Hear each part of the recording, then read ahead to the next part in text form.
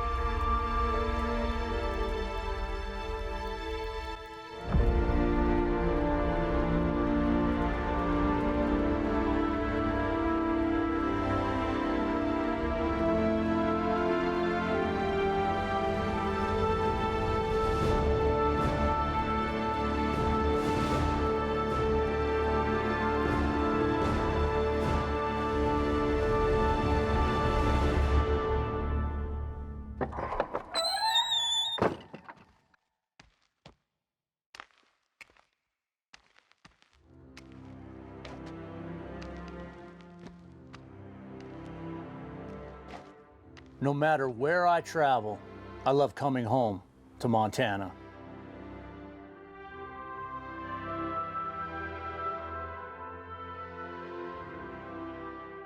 I was born in Helena, surrounded by the remnants of the Wild West. My father, a cowboy. My mother, American Indian. For me, horses and rodeo were a way of life.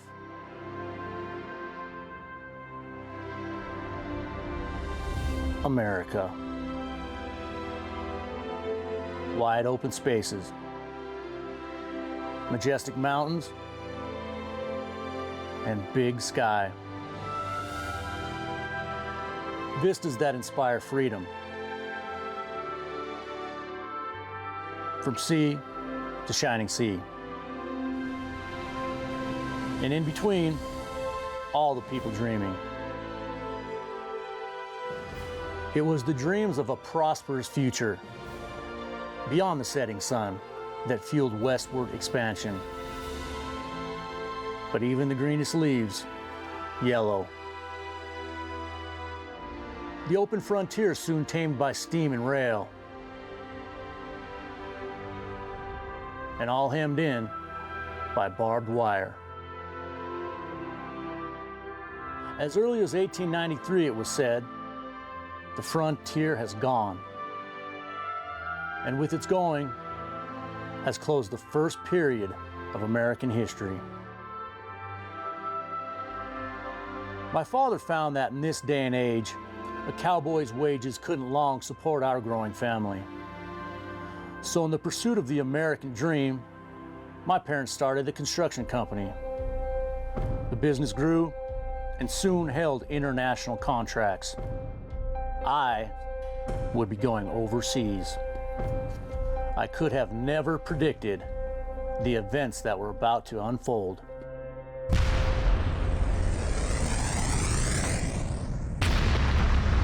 This is breaking news happening now in Kosovo. Moments ago on this day 47 of the UN bombing of Serbia, the Chinese embassy is in flames. In 1999, during NATO's military action, the Chinese embassy was bombed and 3 Chinese citizens were killed in what the Chinese government called a barbaric attack and a violation of their sovereignty. The focus of Chinese anger was directed at the United States. Tens of thousands of irate rioters kept U.S. Ambassador James Sasser and his staff trapped in the embassy for days.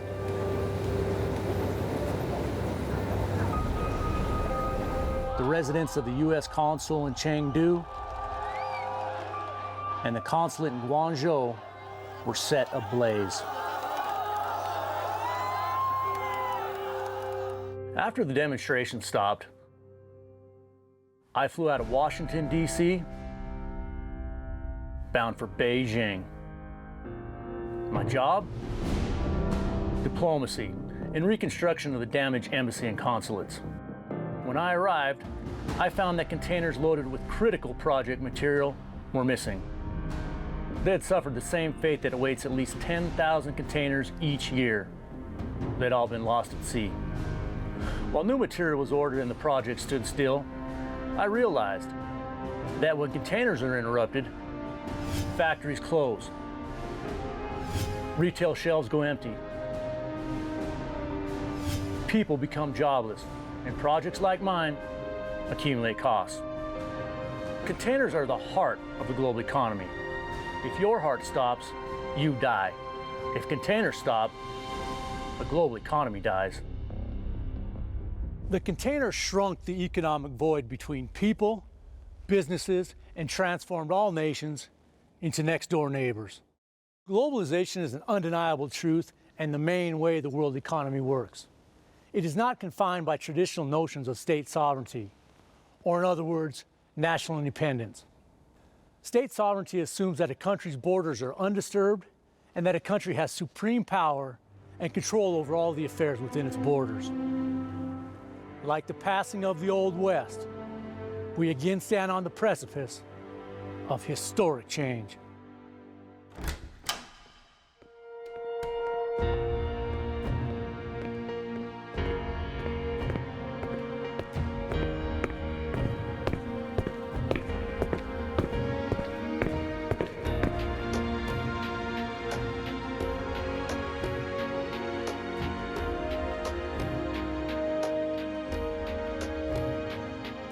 Long-distance trading has been a feature of human behavior since hunter-gatherer days.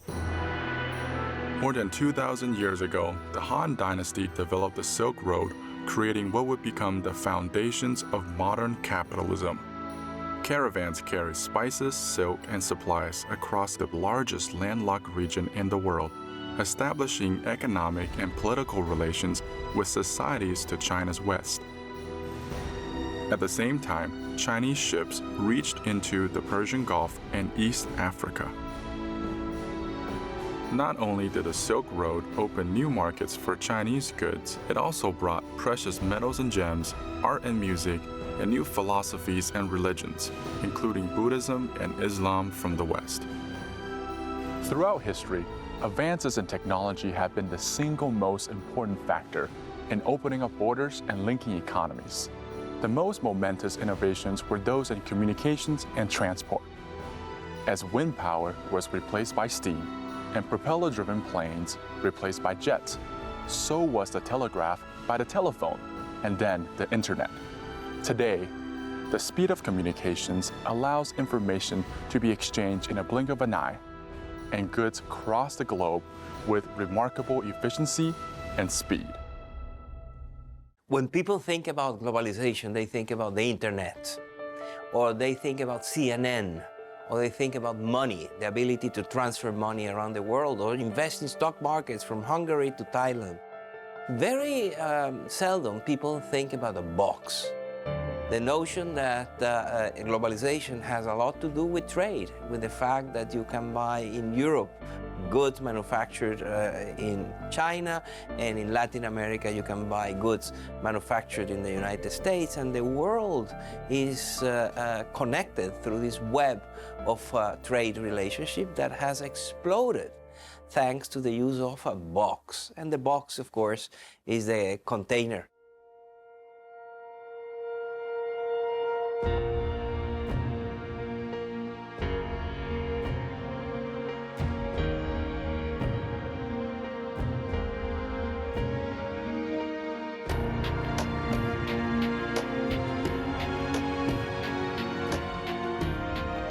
Since its advent in 1956, the container, both by sea and air, has spurred new products, industries, and delivery systems.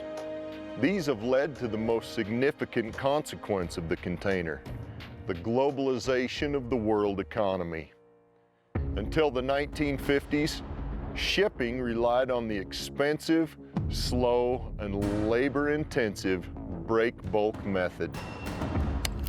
Just about all cargo was hand-carried, and what I mean by that is it would come in on a truck, and then there would be a winch, swing over. There would be longshoremen taking the cargo from the truck and actually carrying it and placing it on what's essentially a pallet. And then the winch would bring it up, swing it over, let it go into a hold, into the hatch, through a hatch into the hold, and there would be the hold man there inside the ship. They'd pick it up, move it to wherever they were assigned to put it inside the hold, and that's how that was done. And it took as I say, it's a week and a half just to unload a ship, and they weren't big ships either. They weren't that large. Frustrated with this process, Malcolm McLean, a young U.S. trucking entrepreneur, decided to load trailer trucks like this directly onto ships. I think you have to remember that he was in the trucking business. He was hauling boxes. And at some point, he decided maybe there was a way to eliminate this handling from truck to ship and ship to truck and do it more efficiently. The container age began on April 26, 1956 at a remote terminal in Newark, New Jersey, where trailers were loaded every 7 minutes on board a refitted cargo ship called the Ideal X. The whole process took less than 8 hours. What began as this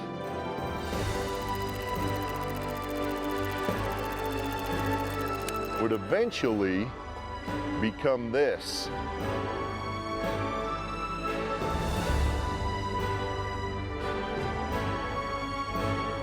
For McLean, the real triumph came when the costs were tallied. Loading loose cargo in 1956 cost $5.83 per ton. The cost of loading the Ideal X was less than 16 cents per ton, or a 97% per ton cost savings. On that day, the world changed forever. As soon as the first vessel carrying containerized cargo from New York was offloaded at the port of Houston, a movement began toward an unbroken system in which containers moved seamlessly between ship, truck, air, and by rail. One of the most extraordinary revolutions, and it really was a revolution in the 20th century, was essentially the development of the intermodal transportation system, the ability to essentially move lots of cargo from trucks to trains to ships and moving around like Lego blocks from one to the other, and do it with such efficiency and low cost that transportation in terms of over distance became almost irrelevant in economic terms. And what we've seen, therefore, is an explosion of trade moving through the system of boxes.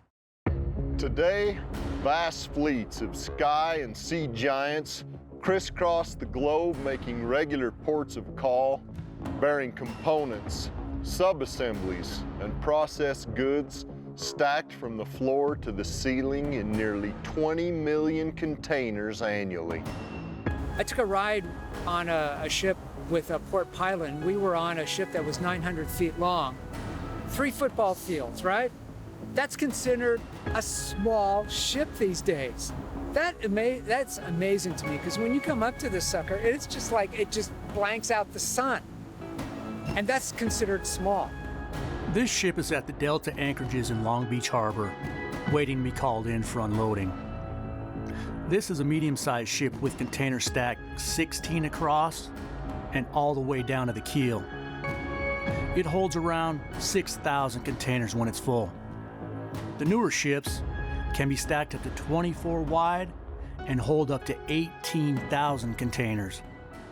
In the late 90s, I was very interested in understanding who were the pioneers of globalization, who were the players that understood sooner than everyone else the opportunities, the possibilities that globalization had created. And I discovered that it was traffickers, it was smugglers of everything, of narcotics, of falsified and fake goods, counterfeits, money, people. And those criminal networks discovered the possibilities created by globalization, by cargo containers and the internet and the financial system that was better integrated and fast and cheaper. They exploited these opportunities sooner and more effectively than everybody else. They were the first movers of globalization.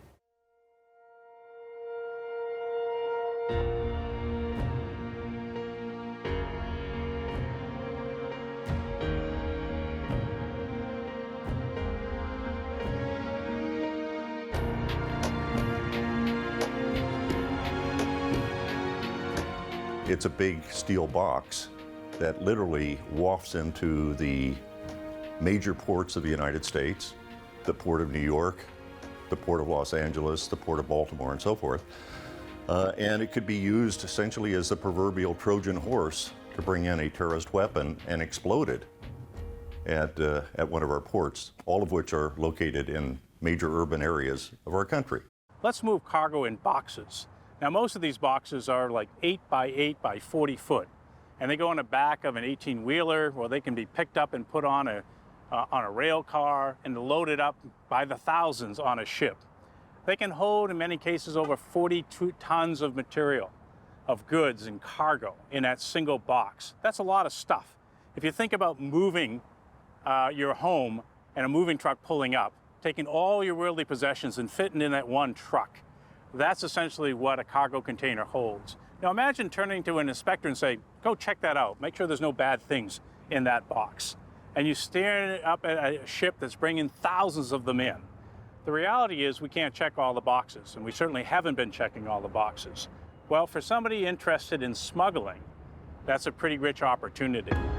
The size and complexity of the maritime industry is manifest when you consider that it is composed of over 115,000 merchant vessels, 6,500 ports, and 45,000 shipping bureaus that link 225 coastal nations. Within this labyrinth, 250 million containers are moved annually by land, sea, and air.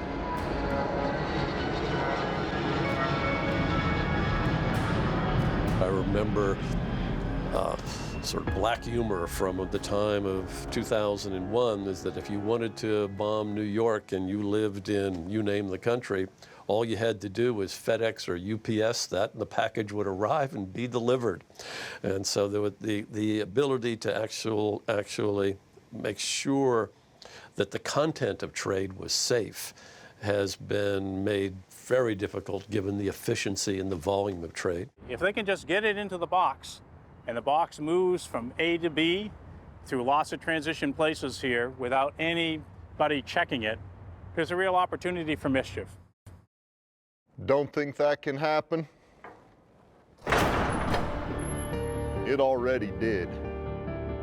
Wouldn't be difficult for a terrorist to track a container with a global positioning system and detonate a weapon hidden inside.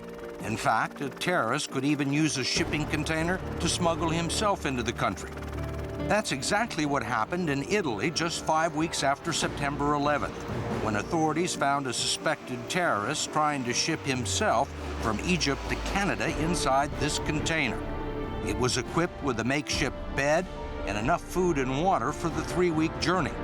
Stowaway was a trained airplane mechanic, and he was carrying a laptop computer, a satellite phone, fake credit cards, and an airport security pass. 9/11 happened at a time when, and in fact, in part because of the more open world that we live in since the end of the Cold War, But what 9/11 did in large measure was to cause many of us to sort of take very, very seriously non-state actors as threats in the world. It caused us to begin something of a reevaluation of just how open our borders ought to be. The end of the Cold War transformed the world into an altogether different place. It added tremendous vitality to the global economy by welcoming millions to take part in the free market system. It also shifted global concerns from the threat of nuclear warfare with the Soviet Union to determining who and what slips through increasingly porous borders. When one thinks about the potential risk that terrorists may use a container to move a weapon of mass destruction, there really are sort of two minds on this.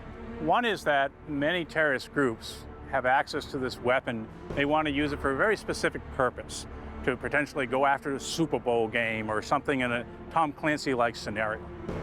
But the other risk that's out there is that I'm an adversary who's interested in disrupting the global economy. That's my goal. So what I really want to do is put something into the system to get a reaction, or more likely an overreaction. Because if a terrorist weapon is used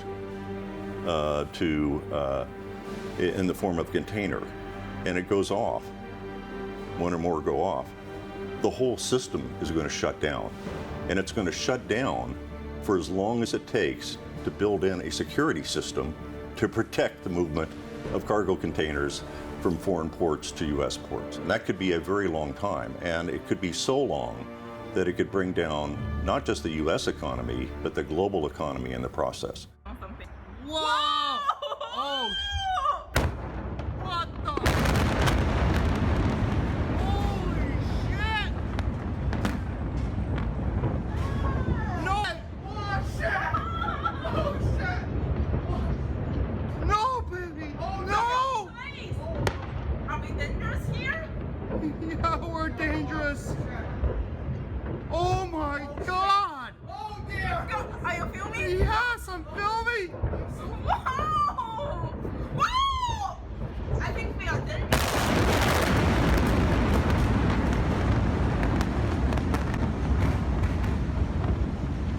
Let's go! These fears became all too real on August 12, 2015, when a huge explosion at the port of Tianjin killed 173 people and obliterated a large portion of the port and city.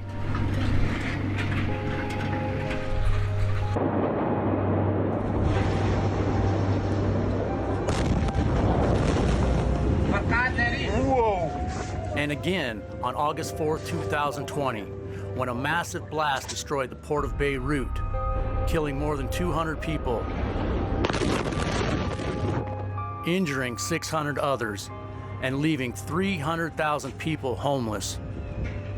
These events delivered disastrous ripple effects throughout global supply chains. In many instances, we've got problems because of the ubiquity of the containers, because of the uniformity of the containers, but the simple fact that they make shipping so easy, that affects both legal trade and illegal trade as well. And that's something that we have to take into consideration with these open borders and the greater trade that comes as a result of them. At the same time, you've got the revolution in communications. You've got the computer, the internet, World Wide Web. Those have radically changed the capacity to do what containers do. And so we're seeing, especially in the new internet, the more developed internet, all kinds of activities that are commercial in character, whether it's Amazon.com or the marketing that Google does, but it's also a lot of marketing for transnational criminal organizations, marketing of fake pharmaceuticals, for example, marketing of human beings even in some cases. We're now learning about the dark side, and it's pretty ugly. And what we see every day against our institutions, against our military, against our financial services, against our critical infrastructure, stretching from those who have major capabilities of doing this, starting with Russia. including China, maybe for a different purpose, stealing our innovations. The internet generates astounding vulnerability. This exposure is being exploited by criminal syndicates, terrorist organizations, and nearly all governments worldwide through the dark web. It's a deep layer of the internet beyond conventional view, being used for illegal drug trade, money laundering, human trafficking, crushing political enemies, and even for more sinister and vile purposes. This shadowy realm is a maze-like jungle that permits global hackers to access computer systems at retailers, banks, hospitals, and government agencies. Any place where there's a lot of money and a lot of data. But more alarming are cyber attacks into critical infrastructure networks such as power grids, oil and gas pipelines, nuclear plants, railroads, airports, and container ports that can cripple a nation's ability to defend itself and bring the global economy to its knees. I'm concerned about a cyber 9/11. What would that look like? Well, let's say you shut down Wall Street for a week. What does that do to world markets and people's investments? Let's say you crash a Bank of America or Wells Fargo or whatever, and all of a sudden people are saying, hey, wait a minute, what happened to my account? We are witnessing the emergence of what I have called mafia states. In the past, we had the governments that had been captured or coerced or extorted or incentivized or threatened by criminals into behaving in a certain way and allowing criminals to perform certain illegal activities.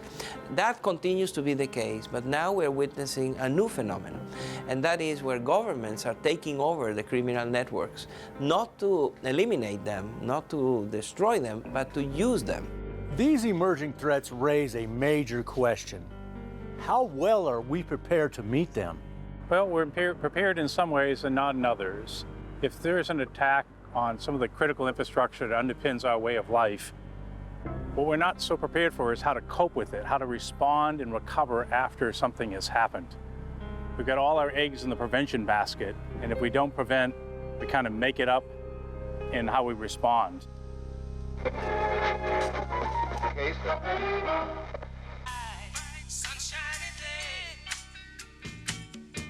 It's gonna be a bright, bright, sunshiny day. I think I can make it now. The pain is gone. Malcolm McLean could not have anticipated the consequences the container would have for state sovereignty, or how it would facilitate the activities for those who would do harm. It extended the freedom to trade globally, but by doing so, it has also given barbaric organizations like ISIS the opportunity to exploit worldwide networks and spread their terror on a global scale.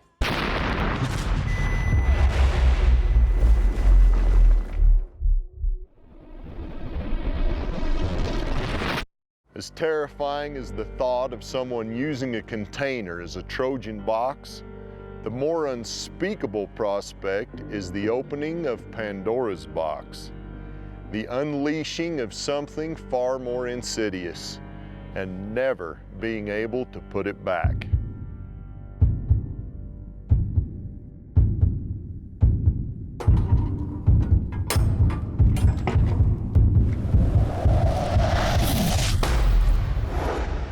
To understand how we got here, we have to go back to the early years of the Industrial Revolution, to the Scottish philosopher and father of modern economics, Adam Smith.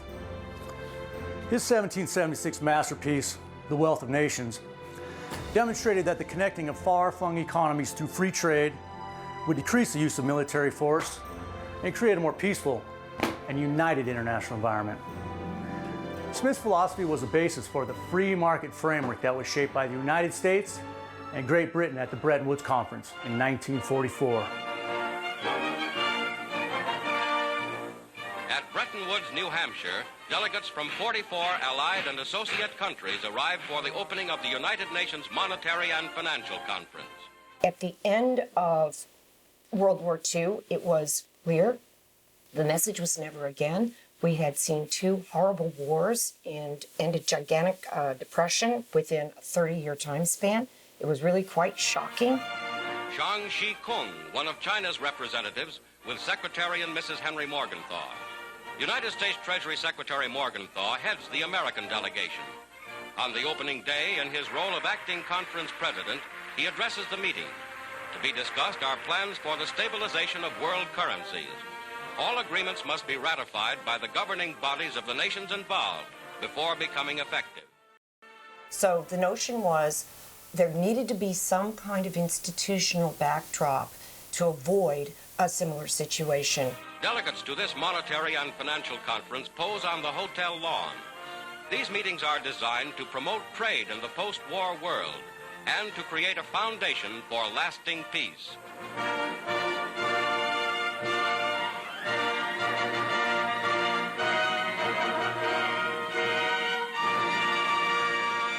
The Bretton Woods Conference laid the foundations for what the United States and Great Britain wanted most, an interconnected and free global market.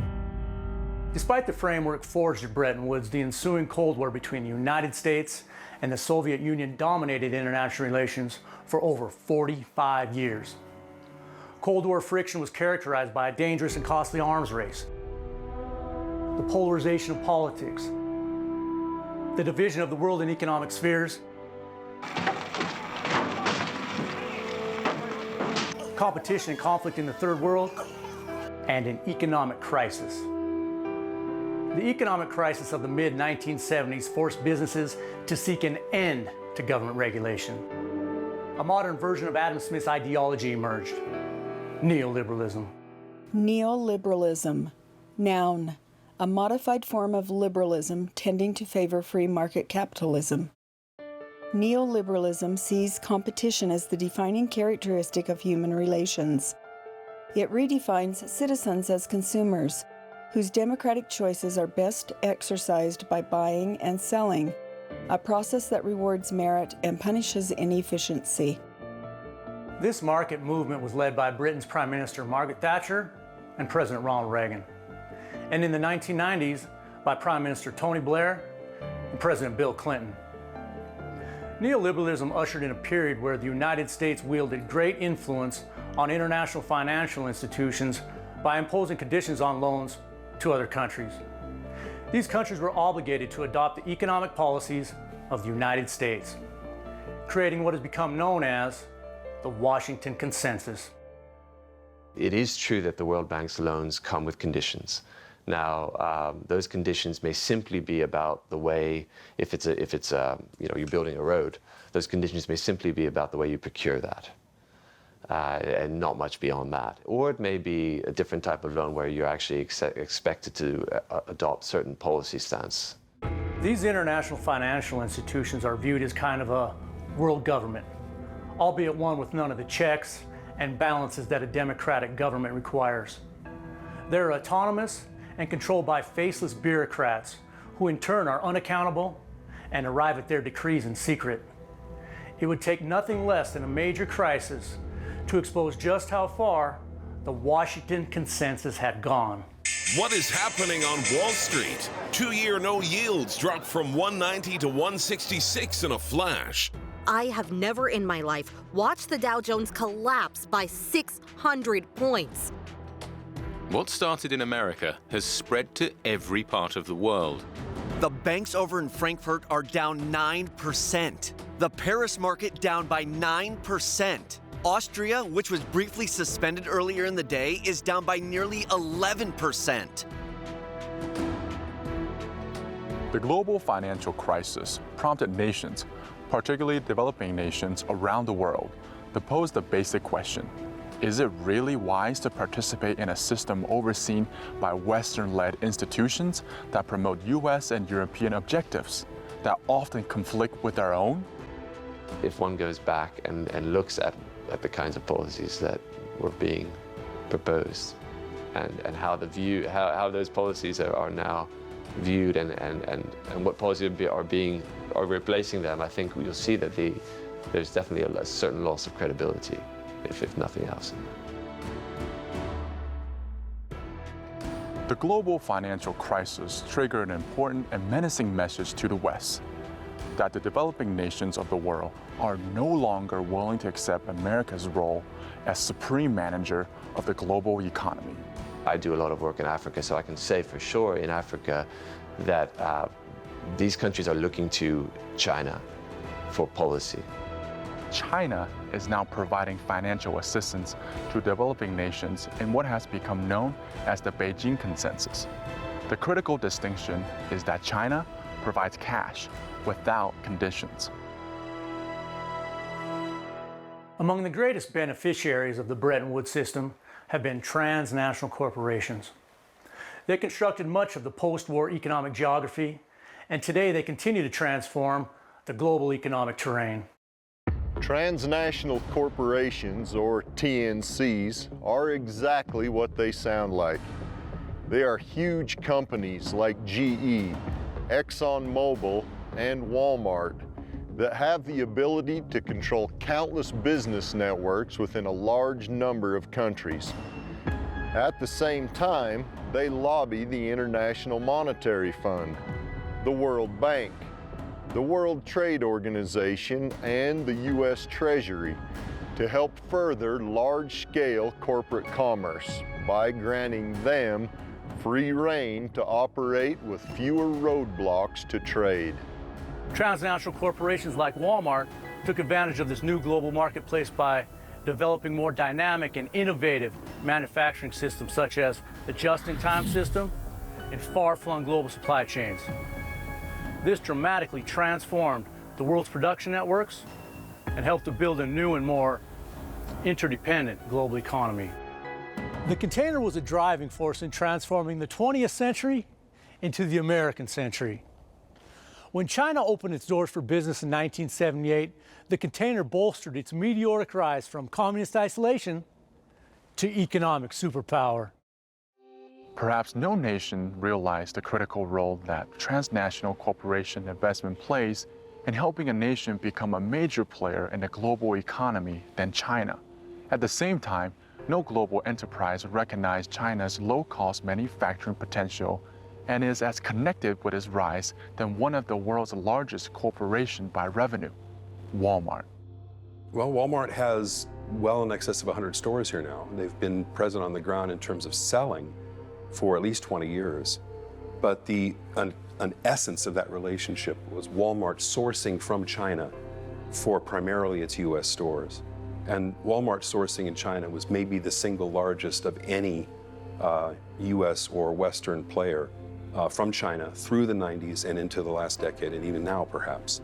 Through export trades, TNCs have become key players in the evolution of developing economies and a resurgence of state capitalism.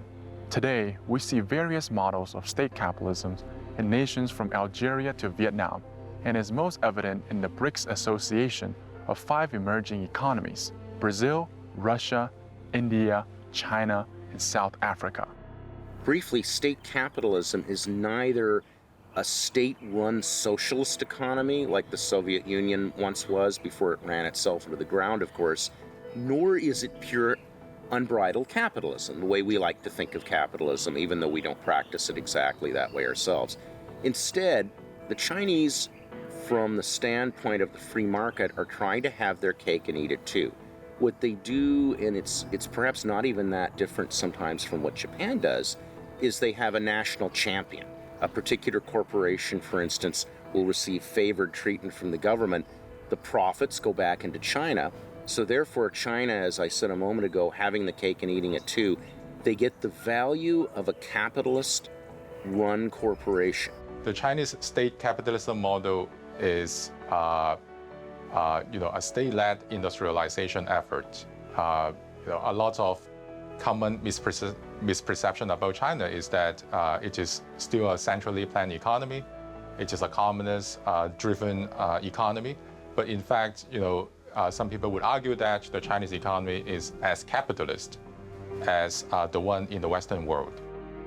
The Chinese state capitalist model is very different from the American model. In the United States, we tend to think of ourselves as being totally free market. As we saw during the financial crisis, that's not exactly true. We do have the government intervening to sink money into auto companies and financial companies, banks, when it looks like they might fail. If they're too big to fail, then we can support them. We learned that that's a better way to deal with this. So we do have government intervention in our own system, but it's very much looked at as the exception. In the Chinese model, the government supports the firms going out, and they are moving much more toward the market. We've seen this, they're a transition country. They are a communist-run country in terms of their political system, but in terms of their economic system, they're moving more and more towards being a market-based economy. I would say since 1990, the big winners of globalization are primarily developing countries. And if you had to pick out one poster child, it would be China, which really has benefited more than anyone else from taking advantage of globalization.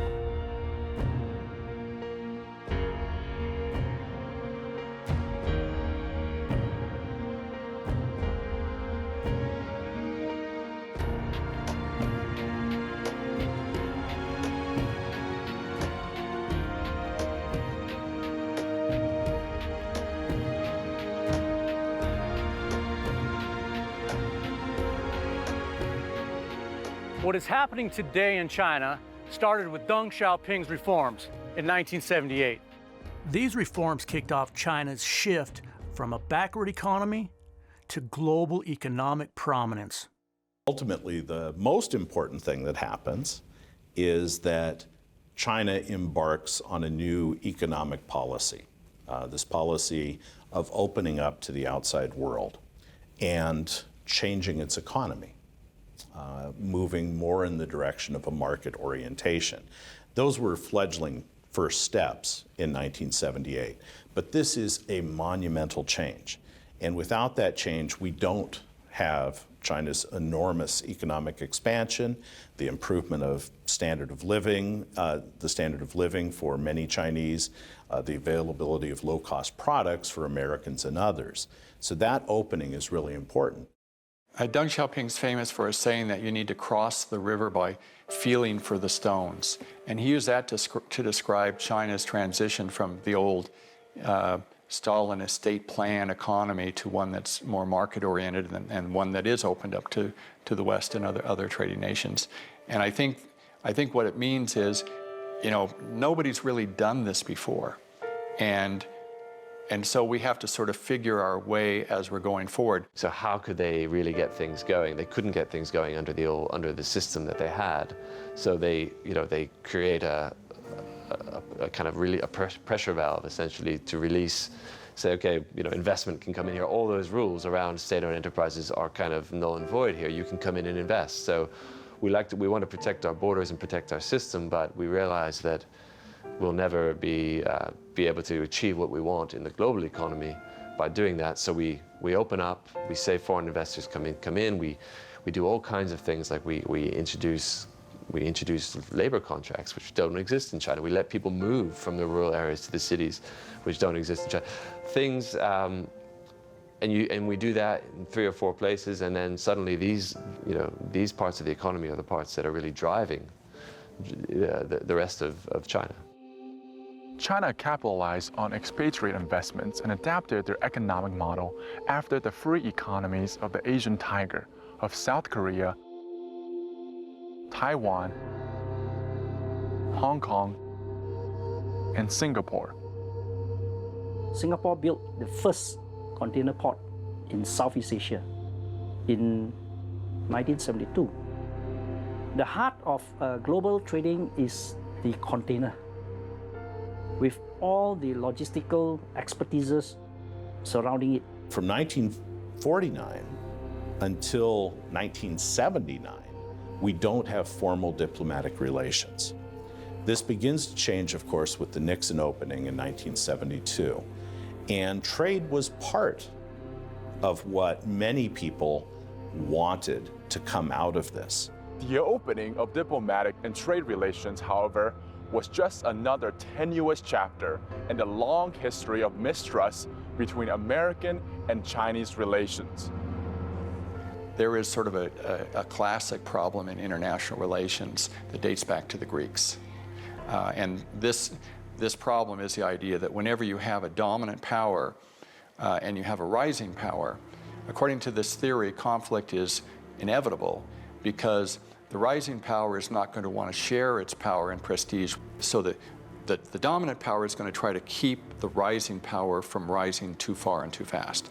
Meanwhile, the party that's trying to rise, the country that's trying to rise, doesn't want to be blocked or contained, so they're going to undermine the things that the dominant power are doing. And as this works itself out, then eventually you have conflict. Over time, there's been a tremendous swing in American attitudes towards China and in Chinese attitudes towards the United States. We don't learn much about Chinese history in American schools.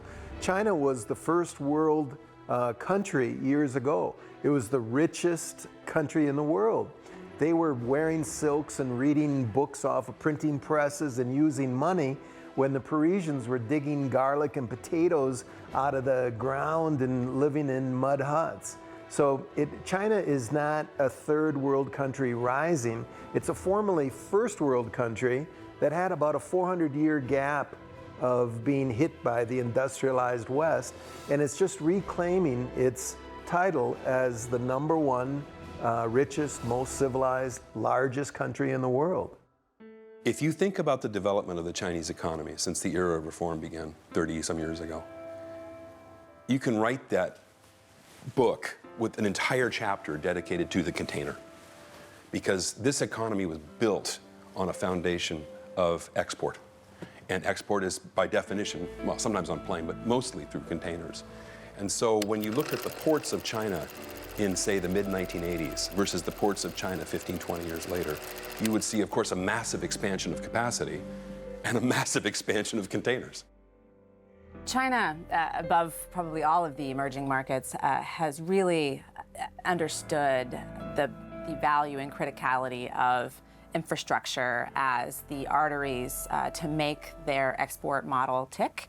And you started to see some emulation and mimicry from other countries wising up to what China has coined here. But they really see it as central to their national security. And when it's taken as a national security priority, the funding is there. Deng Xiaoping's push to develop a port infrastructure to strengthen its productive might began with the creation of special economic zones that could accept foreign direct investment. Just a few years ago, Shenzhen was a small fishing village located just north of Hong Kong. In 1980, it became China's first special economic zone. Today, it's an economic powerhouse known worldwide.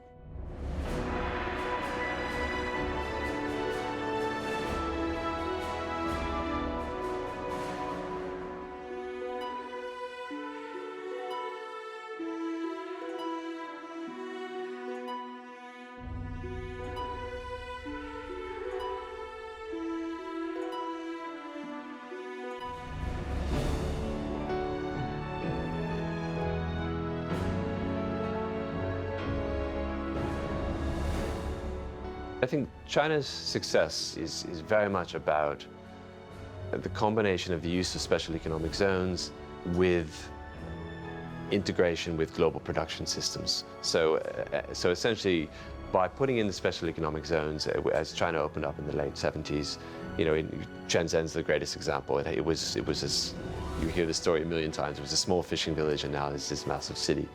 But essentially, what China did is they recognized and very effectively put in place policies to bring in the foreign investment that they needed, to create a kind of factory of the world, and put in place the investment for really effective and large-scale ports, taking advantage of the containerization technology that was really moving at the time, and that is really the story of China.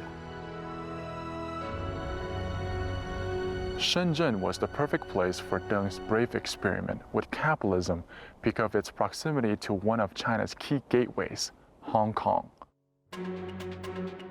They oversaw and invited Hong Kong businessmen to come into Shenzhen to build their manufacturing, offered all sorts of incentives like the free land, the no taxes, and some other benefits that was almost too good to pass up for these Hong Kong businessmen. And because of the proximity to Hong Kong, it was very easy for them to build up the infrastructure there very quickly. China, rising quickly to become the factory to the world. It's had this extraordinary tailwind that has been fueled by globalization, which is, and with all these people moving from the countryside to the city. When I moved here, it was probably about 30% urban, and now it's 50% urban. If you think of 20% of that 1.3 odd billion people, that's a lot of people who have joined the urban workforce in generally low skill, low value add jobs. There are a lot of people who sort of romanticize life on the farm, but that punishing, literally backbreaking work of planting rice, going from there to working a mere 8 or 9 hours a day in a factory. It's paradisical. There's of course an awful lot that's wrong with factory systems here, but if you get down to a granular level and you actually talk to people whose lives have been transformed, they'll tell you a very different story. The transition that China has kind of undertaken in this time period, they've evolved something like 600 million people out of poverty. Let's just think about that figure for a second. 600 million people out of poverty, where relatively low productivity farms are now in manufacturing. They supply goods to the rest of the world. This is one of the great economic transition stories of our time. Well, the narrative changed from foreign direct investment into China to outward investment because foreign direct investment in China is old news now. It's still happening, but everyone knows about it, and so it's much cooler to talk about novel developments, which is the Chinese investing in other countries, including developed countries like Europe and the US.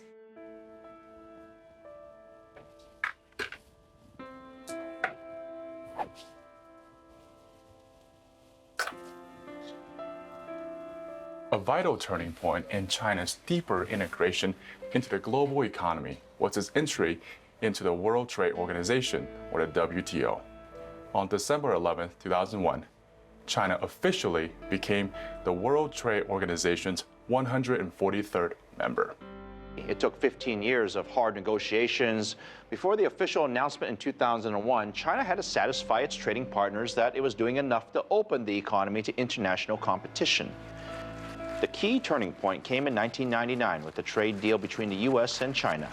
This is all due to Chinese initiative and hard work and entrepreneurship, but they've been able to take advantage of a world economy immensely beneficial to them. It's also been beneficial to the U.S. That is, China is in many respects the workshop of many parts of American industry right now. And China holds an immense amount of U.S. debt in ways that we would otherwise have to settle in costly ways, either domestically or in other markets. So there's a big mutual beneficial relationship between the two of us. So more recently, you see Chinese investment coming into the U.S., buying the Waldorf Astoria, for example, the famous iconic hotel in New York, buying mid-sized banks, energy companies. So we have headline stories about high-profile acquisition from China in the U.S. We have high-profile Chinese investment in Southeast Asian countries and Latin America. We have high-profile acquisition of natural resources in Africa. If I look at Africa, it's the case that over the past decade, if you were to look back a decade ago and you look at all the big infrastructure contracts, they were all being run by Western companies, mainly from ex-colonial links, right? So the French with the French, the English with the English. Now it's largely run by Chinese companies. Right now, China's offering a huge amount of overseas finance, and I think they have several goals. One is because they have so much, they're trying to invest it in productive things where they can get a return. Traditionally, they've been putting it into treasury bonds, and the return they're getting from treasury bonds is pretty low. And so if you invest it in things like loans for overseas infrastructure, you get a double win on that. You get infrastructure in countries where you want to do business, so it makes business smoother, easier. And you get Chinese companies getting a lot, the predominant, the majority really of those contracts. And so for them, you can use that money twice. This train is about to depart on the first direct link between Amsterdam and Yiwu, China, on an 11,000-kilometer journey through Germany, Eastern Europe, Russia, and Kazakhstan. There's also this new seaport in Sri Lanka and this new expressway between China and Pakistan. They're all part of China's Belt and Road Initiative, the world's most ambitious infrastructure project in history. It spans 4 continents and touches over 2/3 of the world's population. Its purpose is to reroute international trade. It's how China plans to reduce the United States' global influence and become the world's next superpower. Almost immediately after taking office, President Xi began promoting his Chinese Dream slogan. A central element of the Chinese Dream is the undertaking of the greatest economic development and construction project the world has ever seen. China's Silk Road economic belt and the 21st century maritime Silk Road. Taken together, the historic plan is officially dubbed 一带一路, one belt, one road. So I think that Xi Jinping, for example, is the strongest leader that China has seen, perhaps since Mao. In some ways, not completely, but in some ways even stronger than Deng Xiaoping. In a 2013 speech in Kazakhstan, Chinese President Xi Jinping rolled out his plan where he mentioned the ancient Silk Road. We should take the initiative and jointly build an economic belt along the Silk Road. Later, in Indonesia, he said, the two sides should work together to build up a new maritime Silk Road in the 21st century. Basically, what they're trying to do is think about historically how there was a Silk Route from China that went to Europe and how this was a very important economic channel for China, but also for Europe. And so they're trying to recreate the Silk Road both on land and in sea, and all the countries between China and Europe that could be part of a Western-oriented trade relationship from China to the West. They're very interested in developing those trade routes, developing infrastructure, rail, ports, communications, other things, so that the trade can be increased in that direction. These were the first mentions of Xi's multi-trillion-dollar Belt and Road Initiative, or BRI. There are 5 components of the plan. There's an overland economic belt of 6 corridors designed to expand global trade with China that includes mines, oil refineries, power plants, and fiber optic networks. There's the Maritime Silk Road, a chain of seaports stretching from the South China Sea to Africa. The East Africa Silk Road, where this railway and Ati River superbridge were just completed, connecting Mombasa to Nairobi. The Latin America and Caribbean Silk Road, added in 2018 when Panama was the first country to sign, followed by Antigua and Barbuda and Bolivia. Projects include a road in Costa Rica, railways in Argentina, ports in Trinidad and Tobago and in Peru, as well as a trans-Pacific fiber optic cable between China and Chile. The One Belt, One Road initiative is fascinating, complicated. But if you look at China geographically, you've got all the oceans on the east and the south. And that's where all of the trade has been for the last 30 years, out of the ports in the east and out of the ports in the south. What One Belt, One Road does is look west. And the One Road part of One Belt, One Road refers to the Silk Road, which is a 2,000-year-old trade route. So part of One Belt, One Road is land-based. But the other part is like hopping around, just as Zheng He's boats did in 1421 AD, from eastern China to southern China, down to Southeast Asia, through the Malacca Straits, up into the Indian Ocean, through India and beyond, to the Middle East, to Africa. That part there clearly involves the container. Those trade routes will be based on container technology. Then there is the Polar Silk Road that exploits shipping routes through the Arctic Ocean to Russia, Scandinavia, Iceland, and Canada. This northern ice passage shaves 20 days off the traditional route. Xi unveiled the Polar Silk Road in Moscow as a joint plan for mining oil, gas, and other resources. Despite being a non-Arctic state, China became an observer member of the Arctic Council in 2013. But that's not all. It has gone so far as to begin training its military for harsh weather combat in order to protect its interests. Over 70 countries have signed agreements with China for BRI projects, and the list keeps growing. You need look no further than Pakistan to see why. Pakistan has a stagnant economy and a corruption problem, making it highly unappealing for foreign investment. Then in 2001, China offered to build a brand new port in the small fishing town of Gwadar, as well as a highway and railway networks that cost China a whopping $62 billion. Pakistan saw its highest GDP growth in 8 years. But China's motives were not entirely altruistic.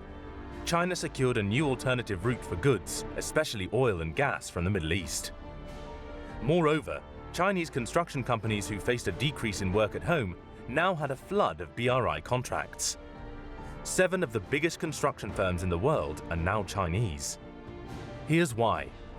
China requires that they be involved in building the BRI projects. It's one of their few demands. The United States requires countries to agree a strict set of stipulations in order to qualify for a loan, usually obligating them to adopt democratic practices. China, on the other hand, offers loans with very few conditions. It's no wonder that so many countries, especially the non-democratic ones, are aligning with China on the BRI. If a country defaults on its loan, China still benefits. Sri Lanka could not pay back $1.5 billion for a deep-water port, so it gave China control as part of a 99-year lease. This port in Pakistan is under a 40-year lease. A similar agreement is being pursued in Myanmar. And this is an actual Chinese naval base in Djibouti. All of these ports are strategic to the maritime Silk Road and are part of what's called the String of Pearls, a string of naval bases that will allow China to control what moves through the region. Isolation is trending in the United States. It is disaffirming old alliances and losing influence around the world. The BRI is China's way of leveraging power to become a global leader. By building relationships and taking control of global trade, China is rapidly overtaking the United States as the world's top superpower. Make no mistake, China is using the container as a device to supercharge its global influence and help them redraw the economic and political map of the 21st century. The United States and China have been dealing with each other really since the beginning of the United States. The first ship, the Empress of China, goes to China. The first American flag vessel goes to China before we even have the Constitution that we live under, before 1787. And it takes a year to go there and come back. And so trade between the United States and China dates from the very founding of the Republic. The distrust that has existed between us began with commerce, because the U.S. first encounters were in the opium trade, not as exporters, but as importers. When the emperor asked the U.S. and Great Britain to stop selling this awful narcotics to my countrymen, the result was 2 opium wars and what the Chinese have called the Century of Humiliation from 1839 to 1949, in which we lost large portions of our sovereignty to foreign powers.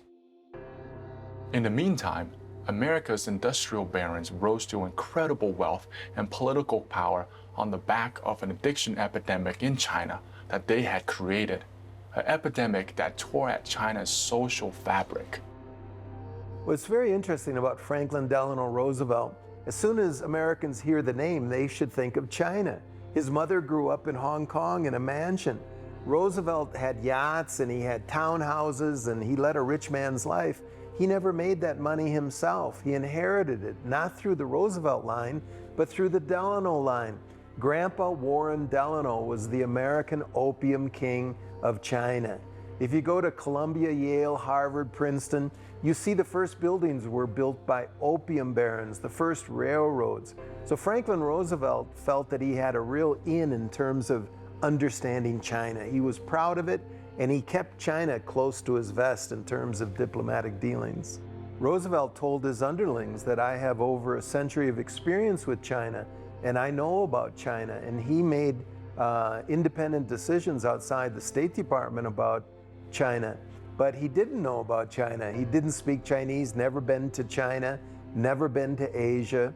But he had some wealthy friends from Shanghai who he dealt with, and he had this presumption that he understood China. That's why I call my book The China Mirage. It's the American presumption that we understand China. Never been there, don't know any Chinese, but I know all about China. The potential for further US-China distrust were bolstered after a January 12, 2010 speech by US Secretary of State Hillary Clinton. Clinton said, "The United States is back in Asia to stay." There are challenges facing the Asia-Pacific right now that demand America's leadership, from ensuring freedom of navigation in the South China Sea to countering North Korea's provocations and proliferation activities, to promoting balanced and inclusive economic growth. The pivot to Asia, I think, was premised on a notion that the U.S. can't just respond to headlines. We have to respond to trend lines, and those trend lines obviously take you very quickly to Asia. That is the engine of economic power into the foreseeable future, and we need to be there. We need to be there militarily, we need to be there diplomatically, and we need to be there economically. Fundamentally, the U.S. pivot to Asia demonstrates America's fears regarding the remarkable growth of China's Blue Water Navy and its regional ambitions.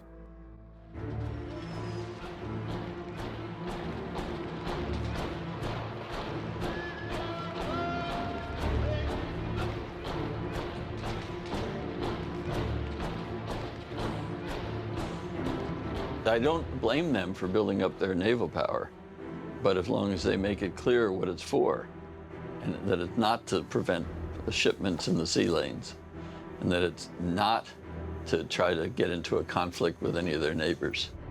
If building up its military is designed to protect itself from potential foreign threats, that's perfectly legitimate, or defend its own territory, perfectly legitimate.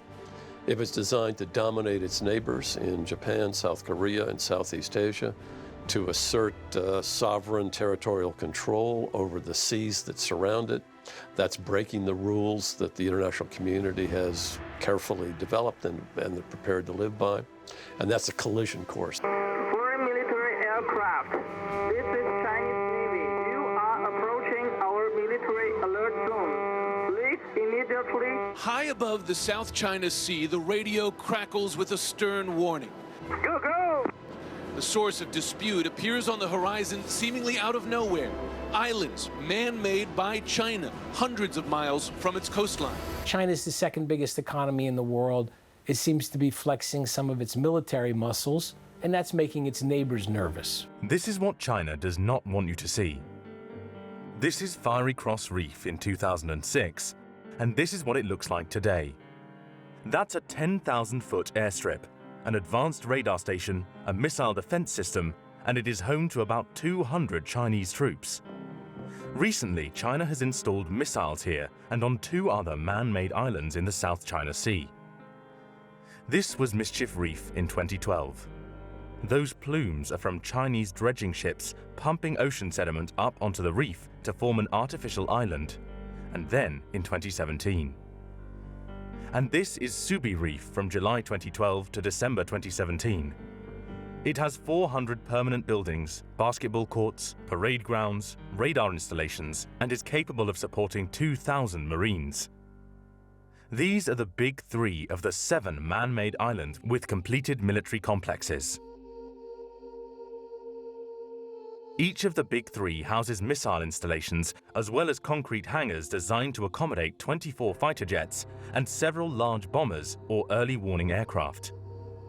Each has runways long enough to handle any aircraft in China's arsenal, including her H-6K nuclear-capable bombers. These new islands have made surrounding nations and even the United States pretty nervous. Why is this part of the ocean so desirable? Nearly a third of all global maritime trade passes through its waters every year. That's $5.3 trillion worth of trade. Then there's a lot of oil and natural gas below the surface. How much exactly? The Chinese government estimates there are 125 billion barrels of oil and 500 trillion cubic feet of natural gas in undiscovered areas. Considering China consumes about 4.5 billion barrels of oil annually, that could mean several decades worth of energy. There's a lot at stake here. It's no wonder why the South China Sea is one of the most disputed places on the planet. So how then has its ownership been left open to interpretation? According to the UN Law of the Seas, Every country has the right to claim an exclusive economic zone, or EEZ, for things like mining or fishing extending up to 200 nautical miles from their coastline as their sovereign territory. Under that law, any oil found within 200 miles off the coast of Malaysia, for instance, belongs exclusively to Malaysia. However, any area that isn't in an EEZ is regarded as international waters and everybody shares it. That's the law most governments around the South China Sea are following. Just the same, China's government argues they have a historical claim to the South China Sea, dating back to naval expeditions in the 15th century. At the end of World War II, China claimed the South China Sea by drawing this imprecise line known as 9-dash line, which encompasses 90% of the South China Sea. The line is less than 200 miles away from some coastal Philippines and Vietnam. Yet it reaches as far as 1,200 miles from the coast of mainland China. When the UN established the 200-mile EEZ in 1973, China stuck to its own line. That is why, in 2016, an international tribunal voted against China, saying it has no legal basis for its claims. Most of the region welcomed the news, but the Chinese government ignored the ruling as if it never happened. I've asked a number of Navy officials, admirals, American officials, State Department, why is China going to cut off access down there in the South China Sea? Trillions of dollars moving. Why is China going to, they're going to put a roadblock? You're an American, you can't move a ship through here? I mean, don't be ridiculous. They're not going to cut it, but let's look at the history of that area. That brings us to the Spratly Islands, a remote, barely inhabited cluster of islands currently claimed by China, Vietnam, the Philippines, and Malaysia. The Spratlys are right in the middle of the problem because any country that can claim them can extend their EEZs to the surrounding territory. Because it is nearly impossible to justify ownership of uninhabited piles of sand, a few nations have built small buildings and even stuck a few people on their claimed islands. Still, China believes all the Spratly Islands belong to them and took the dispute to a whole new level when they began building artificial islands and installing military bases on them. This is when the United States took notice, and American allies in the area hope that the US will get involved. China denounces any US presence in the area as a violation of its sovereign rights. When a US destroyer recently sailed within 12 miles of one of China's man-made islands, China dispatched their own destroyer and a patrol boat to expel the Navy ship. Chinese officials recently gave the current administration notice. The more ships the US brings to the contested waters, the more China will step up its presence. They have even declared an air identification zone above the South China Sea, proclaiming that all aircraft flying through it need Chinese permission. China has long insisted that they are not militarizing the Spratly Islands. Instead, they are calling their installations necessary defense facilities. But by showing how willing they are to defend their claims with force, China is making everyone else in the region fear that the real purpose for these new air and naval bases is, in fact, quite the opposite. In a sign of just how valuable China views them, the new islands are already well protected. There's obviously a lot of surface traffic down there, Chinese warships and Chinese Coast Guard ships. We heard the proof. The Chinese Navy ordering the P-8 out of the airspace not once, not twice, but 8 times on this mission. This is the Chinese Navy. This is the Chinese Navy. Please go away quickly. You heard over the intercom, Chinese Navy. This is the Chinese Navy. And what was interesting is that there were also civilian aircraft. There was a Delta flight on that same frequency that when it heard that challenge, it piped into the frequency to say, what's going on? The Chinese Navy then reassuring them, but as the flight crew tells me, that can be a very nerve-wracking experience for civilian aircraft in the area. And the more China builds, we're told, the more frequently and aggressively it warns away U.S. aircraft. The U.S. pivot or so-called rebalance to Asia is not welcomed by China. It has been interpreted by Chinese strategists and policymakers as an attempt by the United States to strengthen its regional security alliances in order to contain China. The Chinese certainly see the U.S. pivot to Asia as very menacing and threatening. And if you look at what has happened with the U.S. pivot, it initially started as a military-led pivot. The economic stuff was sort of an afterthought because they had moved a lot of aircraft carriers and restationed troops in Australia and Philippines almost right after they announced it. So it was clearly started out as a military pivot, although they have backtracked and said it encompasses other things. And the Chinese view this as a hostile move by the U.S. Jim, why the increased concern about all of this right now? Because I know there is intense concern at the highest levels of the United States government. It's two things, Wolf. One, it is pace. Over the span of just 2 years, China has expanded the area of these islands from 5 acres to 2,000 acres, 400 times, and it's rising every day. We saw that today, but it is also this. It is the militarization of them, putting in landing craft that can carry the largest military aircraft in the Chinese arsenal. It's hard to see how this tension doesn't escalate going forward. The dispute in the South China Sea is really fundamental. The United States is using the word freedom, freedom of navigation. That really rings a bell with Americans, freedom. Then I'd like to ask, well, are you okay with the Chinese having freedom in the Chesapeake Bay right off the coast of Washington, or the Chinese having freedom to go through the islands near San Francisco and up and down our west? We don't like that type of freedom. We like the freedom for America to dominate an area. On the Chinese side, it's the word sovereignty. Oh my God, you want to touch a hot button there.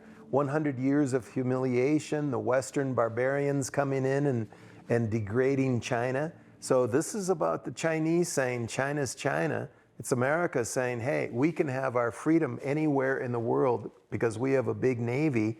That's quite a clash of ideals.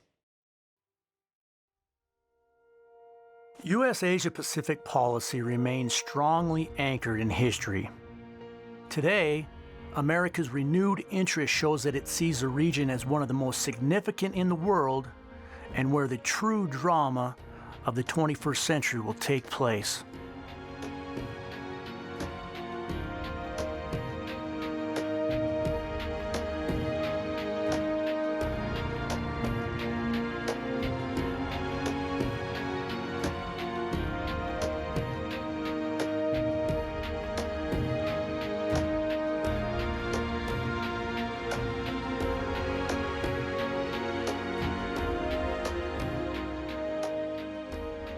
The integration of our global economy has brought about widespread resentment toward governments, global institutions, and monstrous corporations.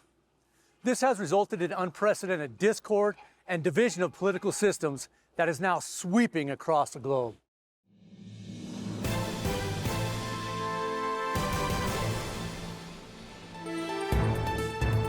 Tonight, the world is in shock. After the vote in Britain and the stunning result, deciding to leave the European Union. Here at home, Wall Street plummets more than 600 points. In Britain, the faces of so many wondering how this could happen. Then another surprise. The Prime Minister of Britain announcing his resignation, walking back into number 10 Downing Street after telling the people he is leaving. In America, people are worried about their savings as we look at the faces on the floor of the exchange. And tonight, as reality sets in, there's evidence of doubt. The top internet search in the United Kingdom? What is the European Union? Voters asking, what is it that they just left? The Brexit vote cast a spotlight on the divisions caused by globalization, particularly between the ideologies of populism and globalism. Populism at heart is a belief that that our politicians and other elites are taking their position of trust, their access to public resources, and that they're using those systematically to harm ordinary people, the rest of us, that they're corrupt. What happened last Thursday was a remarkable result. It was indeed a seismic result, not just for British politics, for European politics, but perhaps even for global politics too, because what the little people did, what the ordinary people did, what the people who have been oppressed over the last few years and seen their living standards go down. They rejected the multinationals. They rejected the merchant banks. They rejected big politics. And they said, actually, we want our country back. We want our fishing waters back. We want our borders back. We want to be an independent, self-governing, normal nation. And that is what we have done, and that is what must happen. The word I prefer rather than populism here is tribalism, for the reason that it really resembles a lot what has been going on ever since the dawn of, well, really pre-civilization. It's us against them, and there's a resurgence of the thought that if we can, whoever we are, our group, can somehow coalesce, we're going to prevail against the others. With its economy of some 500 million consumers, globalists see the European Union as a platform for stability and unity. They believe that countries are better off when they share decision-making authority. But it was this sharing of sovereignty that was the very reason that Britain voted to leave the European Union. Brexit is another statement about loss of identity. A group that felt they were no longer what they thought they were part of something bigger. They were only one of many instead of singular. And to me, it's a psychological vote that says we want to be just ourselves. Donald Trump is the American version of Brexit. His rise to the White House was a revolt of American working and middle class. They believe that Washington no longer responded to the concerns of people like them. America will no longer settle for anything less than the best. We must reclaim our country's destiny and dream big and bold and daring.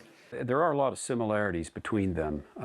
If we think about the issues that were driving these things, their reactions both to economic globalization and also maybe a little more prominently to cultural globalization. The Brexit vote revealed that the integration of the West is not a sure thing. In the same way, Trump stressed the importance of pulling back from some of America's international agreements that he believes hurt America while benefiting other countries.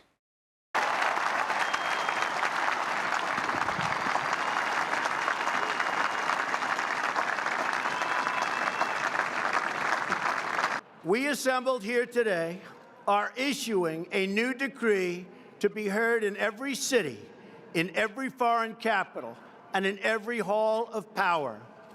From this day forward, a new vision will govern our land. From this day forward, it's going to be only America first. America first. So I see Trump and slogans like, "Take Back America," "Making America Great Again." These slogans are appealing to that, but I'd want to emphasize it's not just an appeal then to a desire for sovereignty, but a sense that our sovereignty has been lost because of knowing choices being made by our political and economic elite. The Brexit and Trump votes will go down as political earthquakes and the largest referendums to date on globalization. But the way globalization is experienced today by most people, it does arouse those feelings because globalization typically has winners and losers. The complexity of the international system has given rise to a ruthless global struggle for power and influence. This competition has put a stunning number of new transnational issues on the global agenda. From non-state actors seeking a borderless world, to radical political uprisings, to a world order in transition. Even though Trump lost his bid for re-election in 2020, his brand of populist sovereignty and the movement he began will strongly influence American and global politics for a very long time.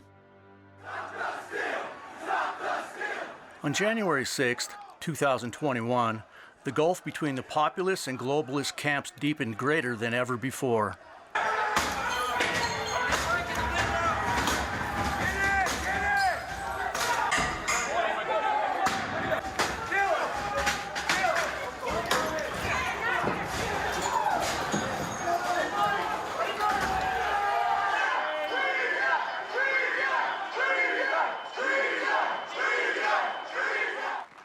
Meanwhile, with the election of Joe Biden and Kamala Harris, the United States has returned to a foreign policy of borderless globalism.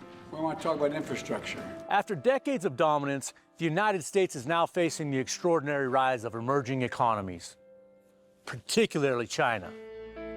China sees America as attempting to weaken its global influence and its growing grip on globalization. At the same time, America feels more and more boxed in by China's rise and by the globalization phenomena itself.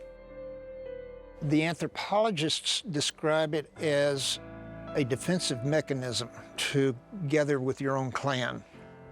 Now, why is that happening in the 21st century? It seems implausible that that kind of tribalism would occur when we can all see by simply clicking a button on our computer what's going on in other countries and realize that we are all linked and related. You know, we're not separate and independent. Maybe it's a longing for something that's lost. Maybe the digital world is bringing us closer together and we're realizing we don't actually like each other that much. It's an ironic fact that the container was the device that toppled 20th century walls, transforming all the world into next-door neighbors. Yet today has raised the walls of division once again. What began for me in China when my containers were washed overboard has now brought me back home, where I am surrounded by reminders that there was a time once before when America braved the passing of an era.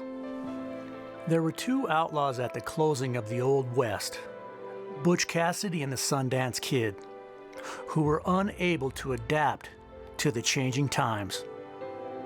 After robbing a train in Wilcox, Wyoming, they were relentlessly chased by a super posse who would not stop until they were dead. That posse represented time in its unyielding pursuit. Time that eventually caught up with them because they were unable or unwilling to adapt to change.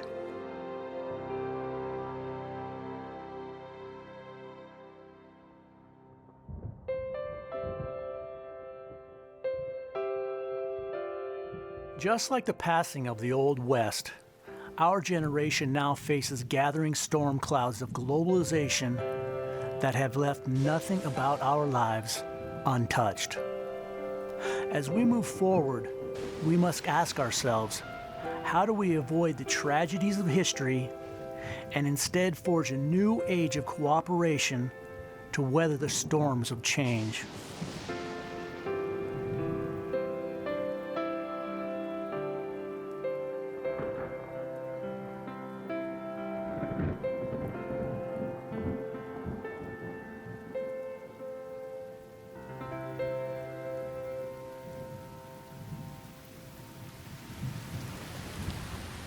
Our globalized community faced one of its greatest challenges on March 11, 2020, when the World Health Organization declared COVID-19 a pandemic.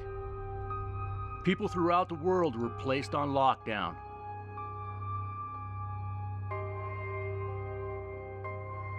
And the global economy ground to a halt.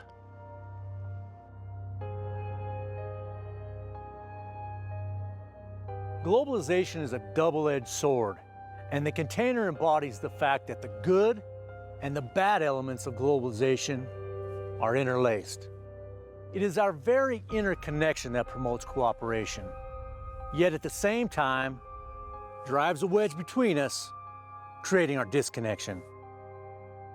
In a world where unity is more critical than ever, the container evokes a key question, if not the question of our time. Is it possible for sovereign independence and globalization to coexist?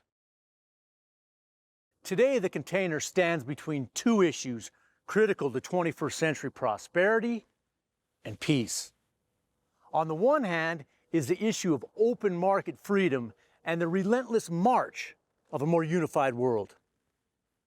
On the other hand is the issue of sovereign state security and the vigorous defense of national independence. In between is globalization's Pandora's box.